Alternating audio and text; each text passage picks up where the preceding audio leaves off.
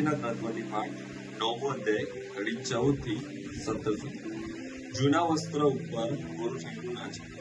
પછી યોહાનના શિષ્યો ઈસુ પાસે આવીને કહેવા લાગ્યા, અમે અને ફરોશીઓ વારંવાર ઉપવાસ કરીએ છીએ, પણ તમારા શિષ્યો ઉપવાસ કરતા નથી, એમ કેમ? ત્યારે ઈસુએ તેમને કહ્યું, જ્યાં સુધી વરરાજા પોતાની સાથે હોય ત્યાર સુધી ચાનૈયા રડે ખરા, પરંતુ એવો પણ વખત આવશે જ્યારે વરરાજા તેમની પાસેથી લઈ લેવામાં આવશે, અને ત્યારે તેઓ પણ ઉપવાસ કરશે। કોઈ જૂના વસ્ત્રો ઉપર કોરું કાપડું ઠીંગણું મારતું નથી, કારણ એ ઠીંગણું સંકોચાઈ જતા વસ્ત્રો વધારે ફાટે છે અને કાણું ઉલટું મોટું થાય છે।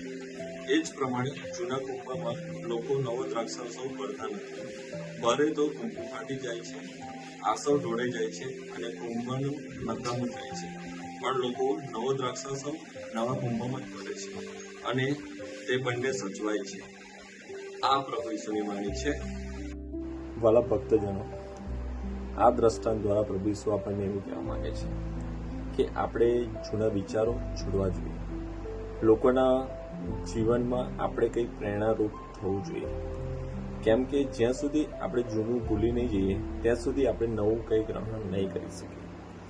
જેવી રીતે આપણે કોઈને માફી આપવાની હોય તો આપણે અત્યારે એને માફી આપી દેવી પડે, એના પ્રત્યે કંઈ આપણે વિચારતા હોય કંઈ ખોટું તે ભૂલી જવું જોઈએ, અને સંબંધ કંઈ આપણે બગાડ્યા હોય તો આપણે એની જોડે સંબંધ સુધારવા જોઈએ। એ આ દ્રષ્ટાંત દ્વારા પ્રભુ ઈસુ આપણને એવું કહેવા માંગે છે।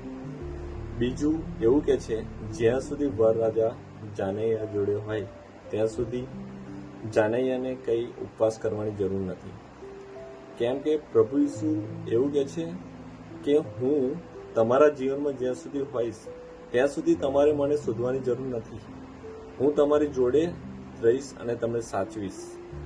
જ્યારે હું તમારા જીવનમાંથી દૂર જાઉં એટલે તમારે સમજી લેવાનું કે તમે તમારા જીવનમાં પાપ વધારે કરો છો અને પાપ તરફ વધારે જાઓ છો, ત્યારે તમારે ઉપવાસ કરવા પડશે અને મારે મળવા આવવાની, તમારે નજીક આવવાની, મારી જોડે પ્રાર્થના કરવી પડશે અને મને શોધતા રહેવું પડશે।